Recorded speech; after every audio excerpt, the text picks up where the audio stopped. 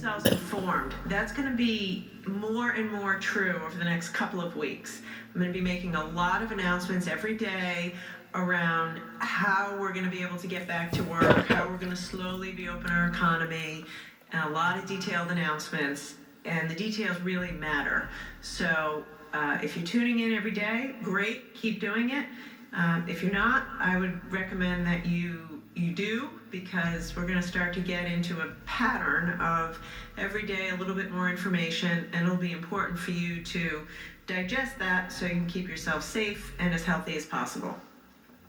We'll begin with the cases. You can see the cases on the screen, the data on the screen.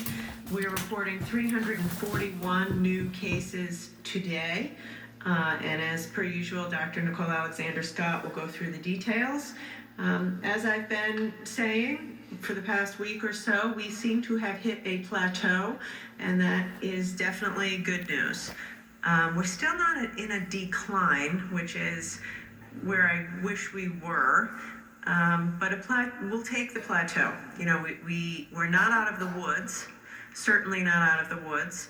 And by the way, as we continue to do more testing in vulnerable communities, in the inner city, in our nursing homes, you know, it's clear that we're not out of the woods. But the fact that you can see on your screen a leveling off is a testament to your hard work and our hard decisions.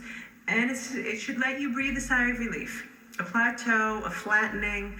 From day one, we've said we want to flatten the curve. Well, we've done that. And so I want to thank you for your cooperation. And although we're not out of the woods, just take a breath. Take a breath with me that we're doing the right things, and we're doing a good job, and we are in a good place. Okay, I want to start to set some expectations about what we're going to be doing together over the next couple of weeks. So as a reminder, I have a stay-at-home executive order in place now in the state of Rhode Island. That is set to expire on May 8th. And it is my hope at this point to be able to let that expire on May 8th. Now, I want to be clear about this. That is not a foregone conclusion. I have said that every time, but I'm going to continue to reiterate it. You may know, and others have noted to me, that Massachusetts has extended their stay-at-home order, Connecticut has extended their stay-at-home order, New York and New Jersey have extended it. And I hear that, I understand that, I'm talking to them, and I'm looking at their data, and I'm looking at our data. I'm never going to do anything that I believe, that we believe, is unsafe. Having said that, we look at the data every day, and it isn't just the aggregate data of cases or hospitalizations. It's also, you know, the ability of our system to deal with the crisis. Are we able to test everybody in nursing homes and communal living situations? Are we able to test everybody in the Latino community and hardest hit communities? Are we able to act quickly enough and take care of people if there is an outbreak? And from everything I see now, if we continue to stay on the path that we're on now, which is to say a plateauing and maybe even a decline, then it is my intention to let that stay-at-home order expire on May 8th. I do want to say this. We know that the data and the plateauing is extremely sensitive to the behavior of Rhode Islanders. Which is to say, if you go out this weekend and next week when the weather is nice and warm and sunny and everybody congregates in the park and people start to sneak back into their offices and we don't wear our masks and we don't obey the stay-at-home order, then it's almost certainly the case that I'll have to do what other governors are doing and extend our stay-at-home order. And I really don't want to do that because too many people are struggling and are out of work. So, as I've said every day, please hang in there a little longer. We're on a good path. We're on a safe path. Obey the stay-at-home order, as we all will do, until May 8th. And I hope that on May 9th, we can begin a slow process of reopening our economy. To that point, I'd like to make some announcements now that I hope provide you with a glimmer of hope of where we're going.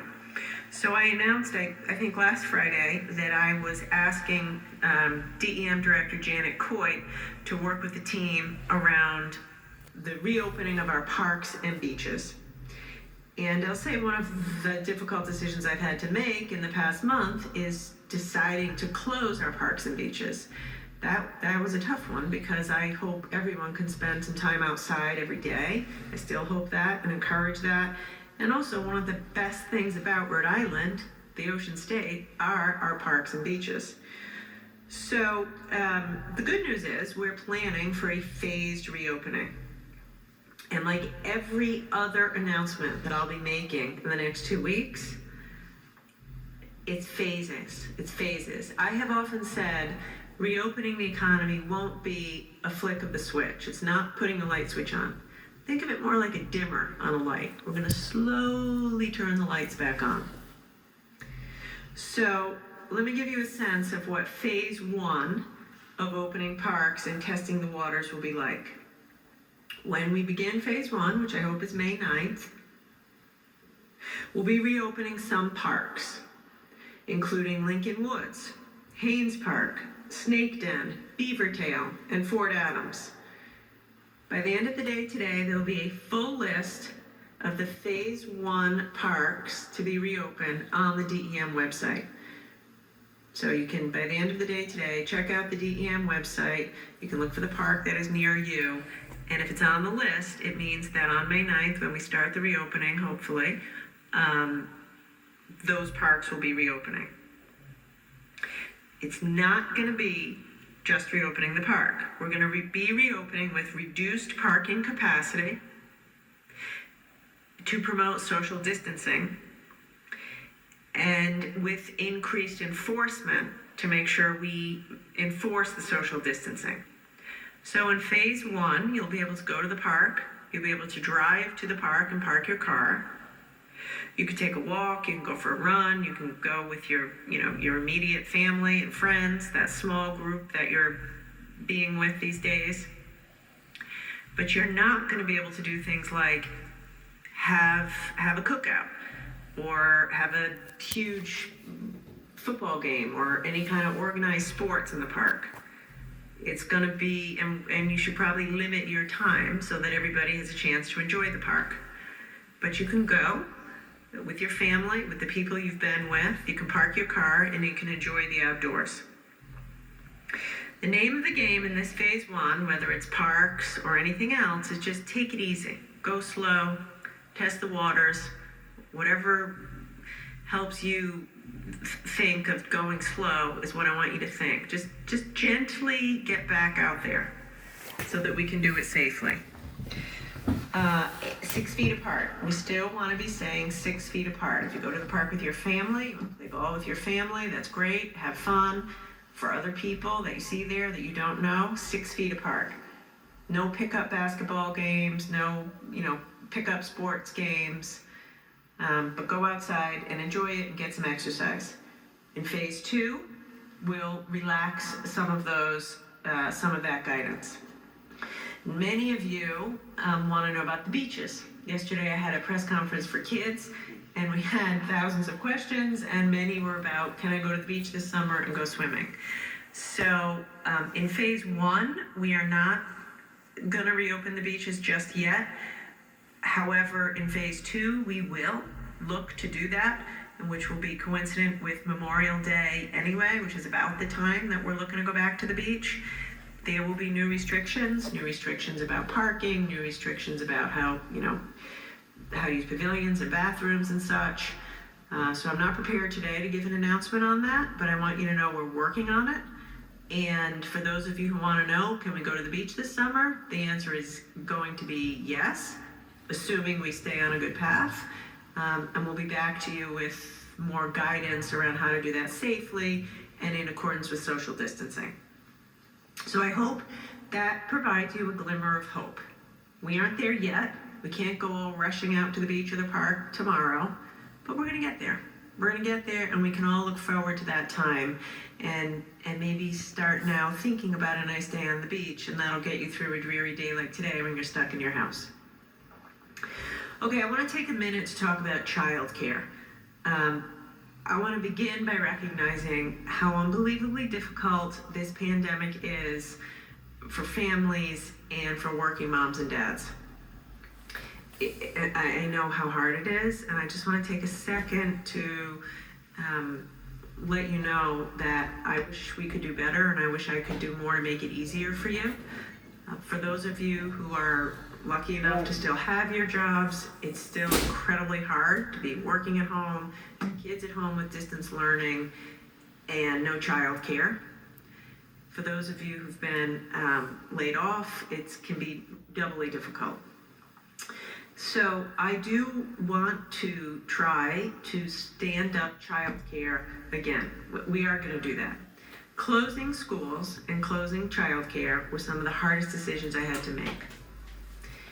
But at the end of the day, public health experts said, and I know they're right, it was the only safe option.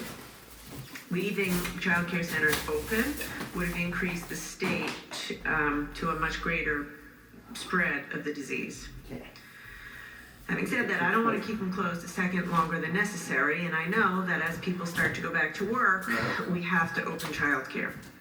So as I said earlier this week, and as I'm going to say again, same thing, think of the light switch. We're going to slowly turn up capacity in childcare.